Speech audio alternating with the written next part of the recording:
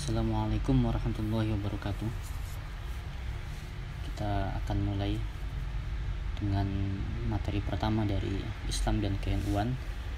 Pada materi pertama ini kita akan mengenal Nahdlatul Ulama secara singkat. Karena kalau ingin benar-benar mengenal, tentu saja kita harus menyelami pemikiran ulama-ulama Nahdlatul Ulama dan juga menyelami keputusan-keputusan organisasi dari Nahdlatul Ulama.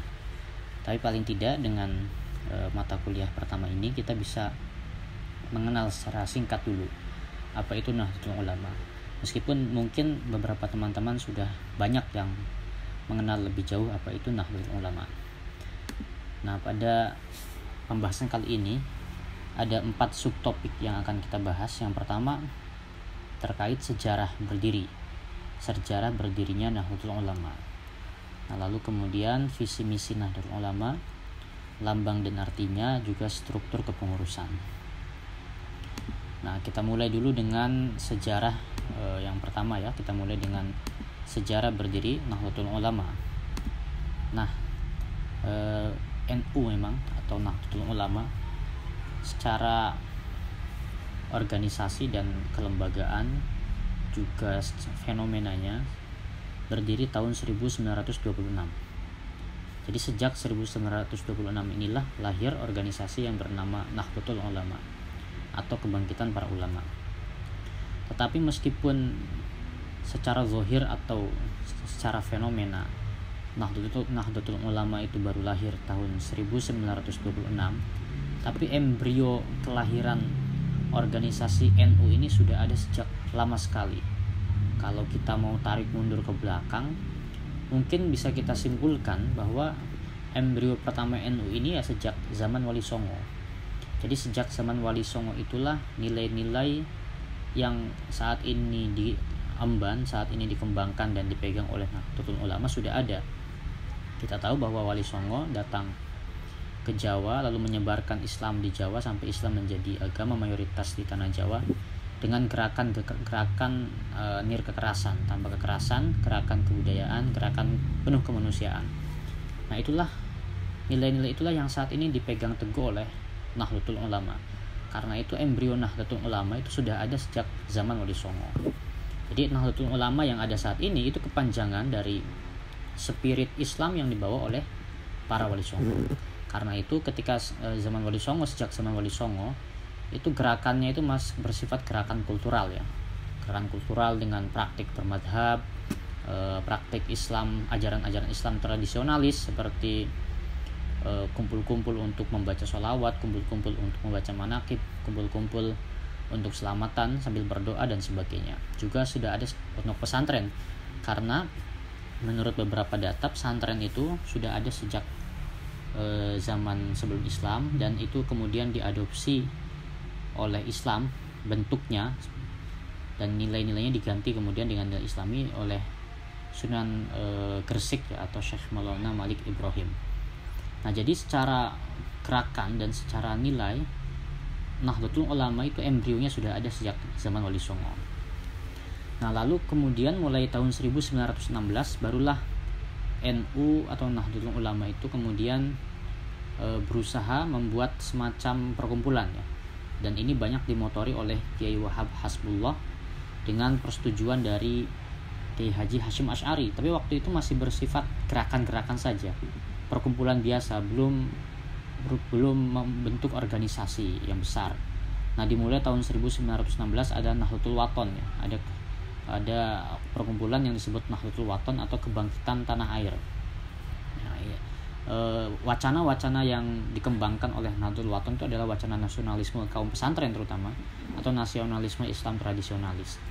Lalu kemudian pada tahun 1918 atau 2 tahun setelah adanya Nahdlatul Wathon, Kiai Wahab dan beberapa kolega juga mulai membentuk gerakan pemikiran, diskusi-diskusi dalam sebuah perkumpulan yang disebut Taswirul Afkar atau juga beberapa sumber menyebutnya dengan Nahdlatul Fikr.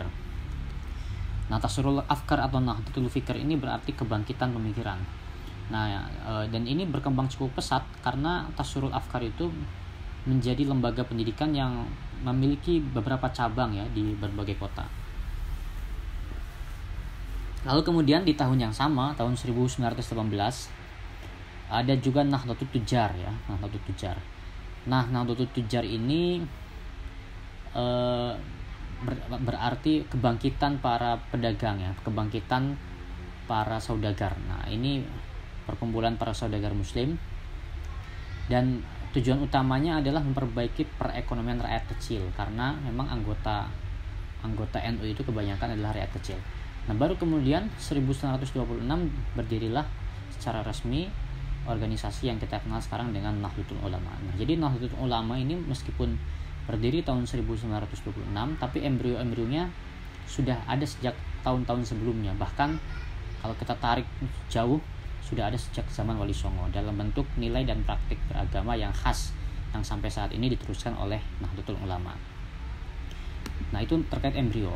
Nah, lalu kemudian ada faktor eksternal yang mendorong NU ini mau tidak mau terlahir ya, mau tidak mau ada NU. Nah, itu dimulai, kita tahu memang NU itu punya jargon al-muhafadzah al-qadim sholih wal akhdhu bil jadidil aslah. Jadi mempertahankan tradisi yang masih layak. Jadi memang NU bersikap objektif sejak dulu ya. Sejak dulu NU bersikap objektif. Jadi tidak mau terlalu berkiblat kepada salah satu pihak dan meninggalkan pihak yang lainnya. Jadi ketika itu kita mulai dulu sejak tahun 1806.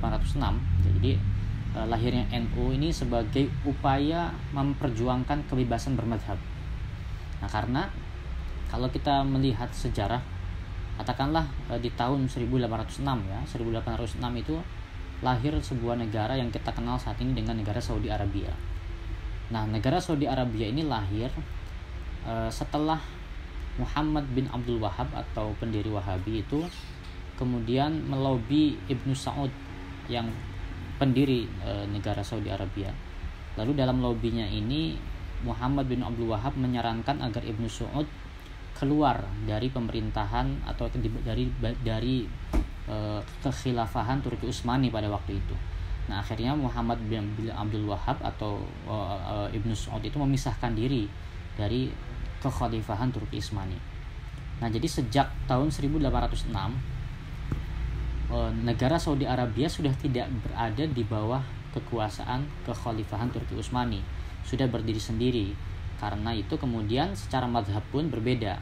Mazhab akidahnya dia mengikuti pendapat-pendapatnya Muhammad bin Abdul Wahab yang memang sudah terjadi di antara kedua orang ini, di antara Muhammad bin Abdul Wahab dan di antara Ibnu Saud itu semacam kontrak politik ya, kontrak politik sekaligus kontrak agama. Jadi Ibnu Saud ketika berkuasa, Ibnu Saud harus menerapkan mazhab Wahabi karena memang sejak awal Muhammad bin Abdul Wahab lah yang mendukung perjuangannya Ibnu Saud dalam melahirkan negara Saudi Arabia. Nah, itu memiliki efek yang sangat besar karena Saudi Arabia ini menguasai dua kota suci umat Islam, yaitu Mekah dan Madinah. Karena itu, dan itu dianggap pusat Islam ya, dua kota suci itu adalah pusat Islam. Nah, efeknya karena pemikiran Wahabi ini salah satu upayanya dan salah satu narasi yang dikembangkannya adalah kembali ke Quran dan Sunnah, dan karena itu anti bermadhab ya, anti praktek madhab, maka kemudian narasi-narasi atau semangat anti bermadhab itu sangat menggeliat ya, dan sangat subur. Banyak sekali ulama-ulama yang terpengaruh ya, dari berbagai negara terpengaruh gerakan anti bermadhab.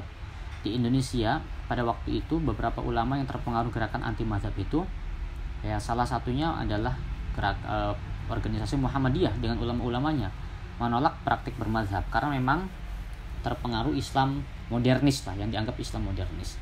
Nah, singkat cerita pada tahun 1924 ya, 1924 sampai akhir 1925 ada gerakan yang berupaya menolak praktik bermadhab secara sistematis dan masif. Karena itu kemudian isu ini atau ide ini sempat dibawa dan sempat akan dibawa ke Muktamar Alam Islami. Muktamar atau perkumpulan yang mempertemukan seluruh ulama-ulama dari negara-negara Islam. Nah, tentu dari Indonesia pun nanti ada beberapa delegasi yang dikirimkan. Nah, seharusnya kiai-kiai pesantren yang merupakan representasi mayoritas ulama atau mayoritas Islam Indonesia, Muslim Indonesia, seharusnya berangkat sebagai salah satu delegasi. Dan memang Kiai pesantren waktu itu sudah bersiap-siap akan mengirimkan beberapa orang termasuk Kiai Wahab Hasbullah untuk berangkat. Dan ketika Kiai pesantren ini berangkat mengikuti Muktamar Alam Islami, maka Kiai pesantren ini punya satu keinginan atau satu ide atau satu aspirasi, yaitu ingin memperjuangkan upaya kebebasan bermadzhab.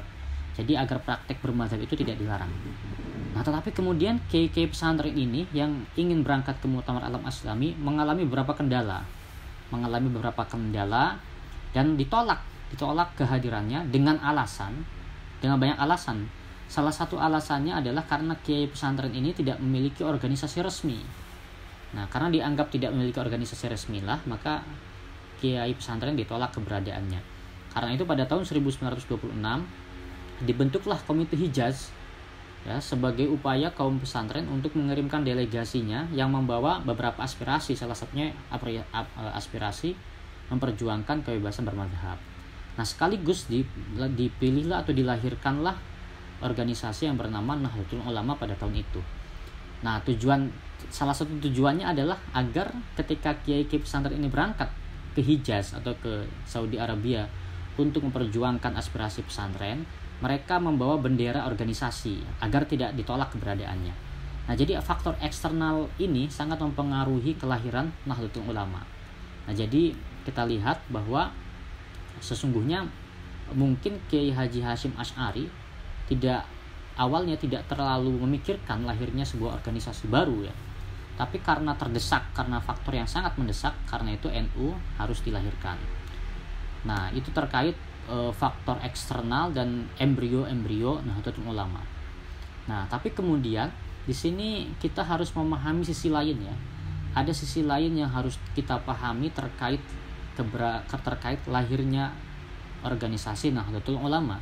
Kalau tadi kita sudah melihat proses dari awal, dari mulai embrio sampai kemudian faktor eksternalnya, maka di sini di slide ini kita akan melihat betapa kelahiran NU itu juga melalui proses batin atau proses batiniah yang cukup panjang. Nah, itu semua diawali dari tahun 1924 ya, masih waktu itu Kiai Wahab Hasbullah karena ingin menghadapi isu yang tadi kita sebutkan, isu modernisme itu, Kiai Wahab memang sejak 1924 sudah mengusulkan kepada Kiai Haji Hasyim Asy'ari untuk dibentuk sebuah organisasi resmi yang mewakili kaum pesantren. Nah, tapi Kiai Haji Hasyim Asy'ari pada waktu itu belum mengiyakan, tetapi terlebih dahulu melakukan istikharah. Jadi pada tahun 1924 ada permintaan dari Kiai Wahab untuk mendirikan organisasi, dan Kiai Haji Hasyim Asy'ari melakukan istikharah ya. Ini saya salah ketik ya. Kiai Haji Hasyim Asy'ari melakukan istikharah. Nah, lalu kemudian pada tahun 1924 ya, pada tahun 1924 jawaban istikharah itu datang bukan lewat mimpi, tapi justru datang isyaratnya itu, jawabannya itu datang dari Madura. Waktu itu Kiai Haji Hasyim Asy'ari di Tebu Ireng, jawabannya yang menarik, jawabannya datang dari Madura.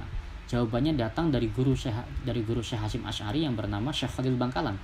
Jadi Syekh Khalil Bangkalan itu mengutus santrinya waktu itu yang kemudian menjadi kiai besar juga, yaitu Kiai Haji As'ad Syamsul Arifin, diutus berangkat ke Tebu Ireng untuk mengantarkan tongkat dan surat Toha ayat 17 sampai 23.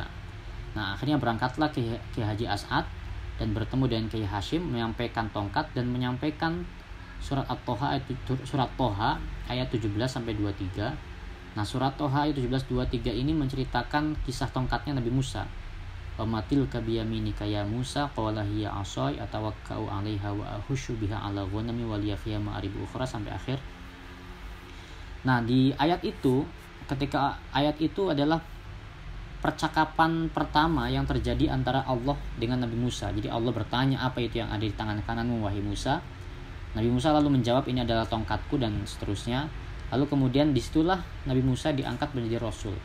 Nah, jadi itu artinya tongkat ini seakan-akan menyimbolkan suatu komando untuk meneruskan untuk meneruskan keinginan dari Ki Haji Hashim Asy'ari, sebagaimana halnya ketika Allah bertanya kepada Nabi Musa tentang tongkat, itu sebagai awal mula diutusnya Nabi Musa sebagai Rasul.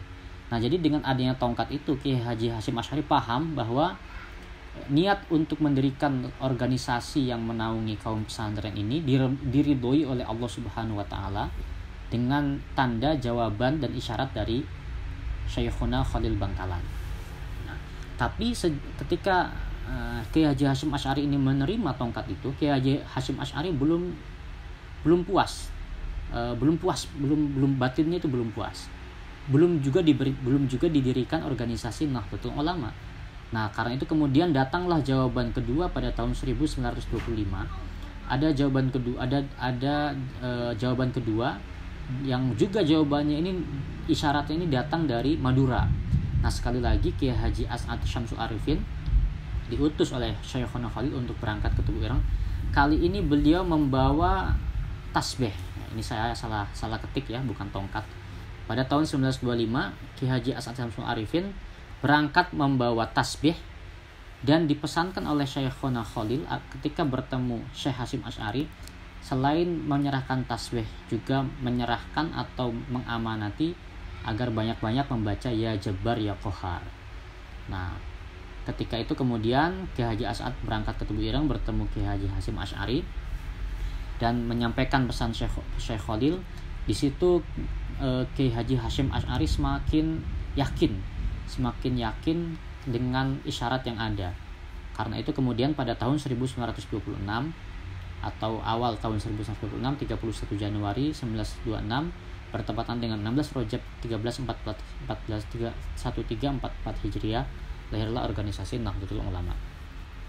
Nah, inilah proses batiniah yang mengawali lahirnya organisasi Nahdlatul Ulama. Karena itu kita harus sadari bahwa organisasi Nahdlatul Ulama itu tidak hanya lahir karena dinamika politik atau dinamika sesuatu yang zahir, dinamika pemikiran, tidak hanya lahir dari itu. Tapi juga ada proses spiritual yang tinggi yang menandai lahirnya organisasi Nahdlatul Ulama. Karena itu tidak berlebihan kalau organisasi Nahdlatul Ulama itu dianggap oleh banyak orang sebagai organisasi yang memberkahi, ya, organisasi yang sangat memberkahi. Nah, kita di sini ada beberapa catatan bahwa ketika awal isyarat berupa tongkat itu dimaknai Kiai Hashim Asy'ari sebagai petunjuk meneruskan. Sedangkan tasbih, petunjuk kedua yaitu tasbih, itu sebagai lambang kesucian dan lambang spiritualitas. Itu artinya memang NU harus menggabungkan, ya, mengharmonikan dua hal sekaligus, yaitu hal-hal yang bersifat duniawi juga hal-hal yang bersifat ukhrawi. Intelektualitas dan juga spiritualitas harus tetap digabungkan. Nah, dan ketika Syekhona Khalil Bangkalan mengamanati Syekh Hashim Asy'ari untuk membaca Ya Jabbar Ya Qahar. Jadi Ya Jabbar Ya Qahar itu adalah salah satu Asmaul Husna yang menyimbolkan keagungan dan kehebatan Allah Subhanahu wa taala. Nah, itu bermakna lahirnya NU dan kelangsungannya itu atas karunia dan pertolongan Allah Subhanahu wa taala. Dan banyak kiai yang menafsirkan dengan lahirnya NU atas Ya Jabbar Ya Qahar, ya, atas wasilah Asmaul Husna Ya Jabbar Ya Qahar, itu membuat NU itu organisasi yang sangat berkah dan organisasi yang sangat berbahaya jika terzolimi. Jadi itu yang membuat banyak orang dianggap kualat, ya, ketika berurusan atau menzolimi organisasi Nahdlatul Ulama. Nah, inilah teman-teman proses batiniah dari lahirnya NU yang juga harus kita ketahui selain proses lahiriahnya. Nah, lalu kemudian terkait visi misi Nahdlatul Ulama. Terkait visi misi Nahdlatul Ulama, visinya Nahdlatul Ulama adalah berlakunya ajaran Islam Ahlus Sunnah wal Jamaah untuk terwujudnya tatanan masyarakat yang demokratis dan berkeadilan demi kemaslahatan dan kesejahteraan umat. Nah, visi misi ini kita ambil dari hasil Muktamar NU di Boyolali pada tahun 2004. Jadi kalau kita lihat di sini ada beberapa poin penting dari visinya NU. Yang pertama adalah berlakunya ajaran Ahlus Sunnah wal Jamaah, tentu saja. Nah, apa itu Ahlus Sunnah wal Jamaah akan kita bahas pada pertemuan selanjutnya. Nah, lalu kemudian poin selanjutnya terwujudnya tatanan masyarakat yang demokratis. Nah, jadi memang sejak awal NU itu menginginkan tatanan masyarakat yang demokratis, dan tidak hanya demokratis, harus berkeadilan. Nah, dua spirit ini, demokrasi dan keadilan ini, harus menghasilkan hal yang juga positif, yaitu kemaslahatan dan kesejahteraan umat. Jadi ini visi NU ya. Kalau kita semua orang NU, tentu kita harus mendukung visi ini. Nah, terkait misinya, ada beberapa bidang ya yang menjadi lumbung dari misi NU, misi Nahdlatul Ulama. Yang pertama dalam bidang agama, misi NU tentu saja mengupayakan terlaksananya Islam Ahlussunnah wal Jamaah. Karena itu kita getol ya membela ajaran Islam Ahlussunnah wal Jamaah. Ketika ada yang mengkritik atau ada yang meragukan ajaran-ajaran Islam Ahlussunnah wal Jamaah, orang NU lah yang harus pertama kali maju. Lalu kemudian selain itu dakwah Islamiyah, kita juga harus aktif berdakwah, dan amar ma'ruf nahi mungkar, kita juga harus aktif amar ma'ruf nahi mungkar. Nah, tentu saja nanti kita akan pelajari juga bagaimana dakwah Islamiyah dan amar ma'ruf nahi mungkar yang sesuai dengan nilai-nilai Ahlussunnah wal Jamaah. Lalu kemudian misi di bidang pendidikan, tentu saja NU itu akan mengupayakan tercapainya pendidikan bagi semuanya. Tapi selain ada misi pendidikan, ada juga misi kebudayaan. Karena itu NU adalah organisasi yang menurut saya mungkin paling rajin dan paling terdepan dalam menjaga kebudayaan Indonesia, dalam konteks melindunginya dari beberapa klaim yang mengatakan bahwa budaya Indonesia itu tidak sesuai dengan ajaran Islam. NU paling sering itu membela bahwa budaya-budaya Indonesia itu adalah budaya-budaya Islami. Nah, dan tentu saja pendidikan dan kebudayaan Islam ini pendidikan dan kebudayaan yang diusung atau diperjuangkan NU harus sesuai dengan ajaran Islam. Lalu kemudian ada misi di bidang sosial ya. Misi di bidang sosial, NU ingin mengupayakan kesejahteraan lahir batin bagi rakyat Indonesia. Jadi tidak hanya kesejahteraan lahir yang diupayakan, tapi juga kesejahteraan batinnya. Nah, dan dalam bidang ekonomi ada pembangunan ekonomi, pemerataan, dan ekonomi kerakyatan. Nah, inilah visi misi Nahdlatul Ulama yang diambil dari hasil Muktamar Boyolali tahun 2004. Nah, sedangkan terkait lambang ya, lambang NU, kita sering lihat lambang NU yang seperti ini. Lambang NU ini dibuat oleh Ki Haji Ridwan Abdullah dari Surabaya, Ki Haji Ridwan dari Surabaya.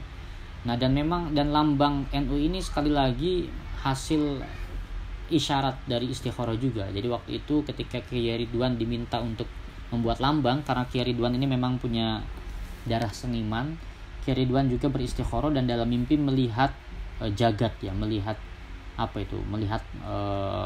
bumi lah, melihat bumi. Lalu kemudian karena itu lambang Nahdlatul Ulama itu di tengah-tengahnya adalah bola dunia. Nah, kalau kita perhatikan lambang Nahdlatul Ulama ini ada bola dunia, lalu ada tali yang melingkarinya, mengikatnya, ada tulisan Arab Nahdlatul Ulama, ada tulisan NU-nya menggunakan huruf Latin, lalu ada bintang 9 ya, bintang 9. 5 bintang di atas dengan 1 bintang besar di tengah-tengahnya, lalu 4 bintang di bawah. Nah, kita ke bintang dulu ya. Ada bintang yang paling besar ini, ya, yang di tengah-tengah ini. Nah, itu bintang yang paling besar ini melambangkan panutan utama warga Nahdlatul Ulama, yaitu Nabi Muhammad SAW. Sedangkan 4 bintang yang menyertai atau menemani bintang besar ini, 2 bintang di kanan dan 2 bintang di kiri, ini melambangkan Khulafaur Rasyidin. Jadi sahabat Abu Bakar, sahabat Umar, sahabat Utsman, sahabat Ali. Nah, ini sesuai dengan pesan Nabi Muhammad, alaikum bisunnati wa sunnata khulafair rasyidin min ba'di. Jadi kita harus ikut sunnahnya Nabi dan juga ikut sunnah Khulafaur Rasyidin. Nah, lalu ada tulisan Nahdlatul Ulama yang berbahasa Arab ya. Ini nama organisasi kita, Nahdlatul Ulama, artinya kebangkitan para ulama. Ditulis menggunakan bahasa Arab karena memang kiai yang mendirikan para kiai pesantren yang terbiasa dengan turos Arab ya, turos Islam yang menggunakan bahasa Arab. Nah, lalu kemudian lambang ini, semua lambang-lambang ini baik bintangnya, tulisannya itu semua terlukis atau dilukis dalam warna putih di atas warna hijau. Nah, di warnanya putih lambangnya ini, dan latar belakangnya itu warna hijau. Ini menyimbolkan 2 warna kesukaan Nabi Muhammad SAW, yaitu putih dan hijau. Lalu kemudian kalau kita lihat tadi kita bahas 5 bintang di atas. Nah, sedangkan 4 bintang di bawah ini melambangkan 4 mazhab fikih yang dianut oleh NU, yaitu mazhab Syafi'i, Hanafi, Maliki, dan Hambali. Nah, 4 bintang di bawah dan 5 bintang di atas ini ketika digabungkan akan menjadi 9 bintang. Nah, 9 bintang ini melambangkan jumlah Wali Songo yang ajaran-ajarannya, cara-caranya berdakwah selalu diikuti oleh Nahdlatul Ulama ya. Nah, lalu kemudian posisi ada kita lihat tambang ini ya. Kita lihat tambang yang melingkarinya ini. Nah, tambang ini melambangkan agama. Itu artinya kita harus berpegang teguh kepada agama. Jadi dunia ini diikat oleh tambang agar kita ini dalam kehidupan selalu ikut agama.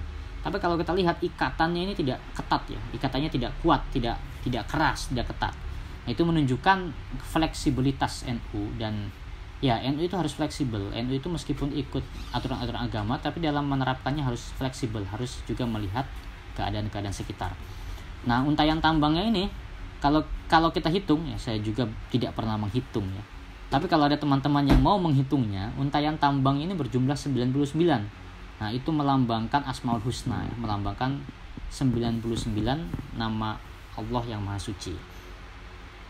Nah, lalu kemudian tambangnya ini melingkari bumi. Nah, kalau kita lihat tambangnya ini kan melingkari bumi kan, melingkari bumi ini itu melambangkan persaudaraan kaum muslimin seluruh dunia, bahkan persaudaraan sesama manusia. Karena itu kita punya beberapa ukhuwah ya, ada ukhuwah Islamiyah, ada ukhuwah watoniyah, ada ukhuwah basyariyah, atau ada yang mengatakan ukhuwah bainal muslimin ya. Ada persaudaraan sesama muslim, persaudaraan warga negara, dan persaudaraan sesama manusia seluruh dunia. Nah, kenapa seperti itu? Karena talinya ini mengikat ya, atau melingkari bumi. Nah, itu kira-kira terkait lambang Nahdlatul Ulama. Untuk lebih jelasnya teman-teman bisa baca di ADRT Nahdlatul Ulama yang insya Allah saya kirim juga nanti di kampus ya, tinggal teman-teman cek. Nah, lalu kemudian itu terkait lambang. Nah, ini yang bagian terakhir terkait struktur kepengurusan Nahdlatul Ulama. Jadi struktur kepengurusan NU itu dari mulai atas ke bawah ada PBNU ya. PBNU itu pengurus besar Nahdlatul Ulama, itu berkedudukan di ibu kota. Lalu kemudian dalam ada PWNU yang berkedudukan di provinsi, itu namanya pengurus wilayah Nahdlatul Ulama atau PWNU. Nah, di bawah PBNU ada PCNU dan PCINU. Nah, PCNU ini pengurus cabang Nahdlatul Ulama yang berkedudukan di kabupaten atau kota. Nah, sedangkan PCI kalau ada I-nya berarti itu istimewa. Pengurus cabang istimewa Nahdlatul Ulama, itu berkedudukan di luar negeri. Jadi kalau ada teman-teman yang nanti keluar negeri, ke Malaysia, ke Amerika, ke Inggris, ke Maroko, ke Saudi, akan menemukan pengurus NU yang berkedudukan di luar negeri. Nah, itu disebut dengan pengurus cabang istimewa. Nah, sedangkan dalam tingkat kecamatan itu ada MWC NU, Majelis Wakil Cabang Nahdlatul Ulama. Nah, di tingkat desa atau kelurahan ada ranting NU, lalu kemudian di bawahnya lagi ada anak ranting. Nah, jadi ini kira-kira pengurus NU di setiap wilayah, dari mulai wilayah terbesar sampai wilayah yang paling kecil, dari mulai pusat sampai mulai anak ranting ya. Nah, itu terkait wilayah-wilayahnya, terkait pembagian NU, pembagian pengurus NU sesuai dengan besar atau kecilnya wilayahnya. Lalu kemudian di dalam tubuh pengurus NU ini, baik PBNU, PWNU, PCNU, selalu ada beberapa unsur ya. Ada unsur syuriah, tanfidhiyah, mustasyar, ini yang paling penting. Nah, ada unsur syuriah itu adalah, syuriah ini biasanya diisi oleh para kiai. Nah, syuriah ini adalah pimpinan tertinggi Nahdlatul Ulama ya. Para kiai ini adalah pimpinan tertinggi Nahdlatul Ulama. Beliau inilah yang memegang wewenang dalam menentukan kebijakan. Jadi para kiai inilah yang punya wewenang untuk memutuskan suatu kebijakan besar. Nah, lalu kemudian di bawah syuriah ada tanfidhiyah. Tanfidhiyah ini berarti pelaksana kebijakan. Nah, jadi kalau syuriah sekarang itu Kiai Haji Miftahul Akhyar dalam tingkat PBNU, sedangkan kedua tanfidhiyahnya adalah Kiai Haji Said Abdul Siraj ya. Lalu kemudian ada unsur lain yang juga sebenarnya tinggi dan diisi oleh kiai-kiai sepuh tapi tidak punya wewenang ya dalam memutuskan sebuah keputusan, yaitu disebut mustasyar atau penasihat. Nah, penasihat ini biasanya diisi oleh kiai-kiai yang sudah sangat sepuh, yang memang dianggap sudah tidak punya kepentingan duniawi lah, karena itu nasihat-nasihatnya sangat tulus. Nah, lalu kemudian Syuriah, lalu kemudian dalam melaksanakan kebijakannya, pengurus NU itu dibantu juga oleh lembaga lajnah atau banom.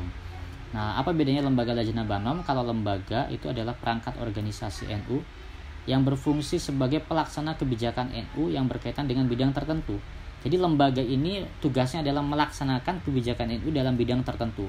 Nah, ada bidang dakwah, berarti yang melaksanakannya adalah Lembaga Dakwah Nahdlatul Ulama atau LDNU. Dalam bidang kesehatan, yang melaksanakannya adalah Lembaga Kesehatan Nahdlatul Ulama atau LKNU. Nah, di tengah Covid ini, program-program NU yang berkaitan dengan kesehatan, berkaitan dengan Covid itu dihandle oleh LKNU, Lembaga Kesehatan Nahdlatul Ulama, dan masih banyak lembaga-lembaga lain ya dalam NU. Lalu kemudian ada juga yang namanya lajnah. Jadi, lajnah itu adalah perangkat organisasi yang fungsinya melaksanakan program khusus, yang program NU yang memang memerlukan penanganan khusus, seperti ada Lajnah Ta'lif wa Nashr ya, yang berkaitan dengan penerbitan dan ya semacam ya untuk penerbitan dan lain-lain ya, menerbitkan. Ta'lif itu penulisan, nashr itu menyebarkan. Jadi terkait penerbitan, tulis menulis dan sebagainya. Itu ada Lajnah Ta'lif wa Nashr dan lain-lain. Lalu kemudian ada banom atau badan otonom. Nah, badan otonom adalah perangkat organisasi yang tugasnya itu melaksanakan kebijakan NU yang berkaitan dengan kelompok tertentu dari sebuah masyarakat ya. Jadi kelompok-kelompok tertentu. Jadi contohnya masyarakat itu ada kelompok pemuda. Nah, kelompok pemuda, maka banomnya, badan otonomnya berarti Ansor. Ansor ini pemudanya Nahdlatul Ulama. Kalau kelompok masyarakatnya kelompok ibu-ibu yang sudah sepuh disebut muslimat Nahdlatul Ulama. Kalau kelompoknya adalah perempuan-perempuan yang belum terlalu tua, maka disebut fatayat ya. Kalau kelompoknya itu kelompok pelajar disebut IPNU dan IPNU, Ikatan Pelajar dan Ikatan Pelajar Putri Nahdlatul Ulama dan sebagainya. Nah, ini ya terkait struktur kepengurusan NU dan unsur-unsur yang kemudian mengisi struktur kepengurusan NU. Jadi saya rasa itu yang bisa kita bahas di pertemuan kali ini. Silahkan kalau ada pertanyaan dilanjutkan di e-kampus. Mohon maaf kalau ada salah kata, semoga ada manfaatnya. In uridu ilal islah wa ma taufiqi illa billah. Wallahul muwaffiq ila aqwamit thoriq. Wassalamualaikum warahmatullahi wabarakatuh.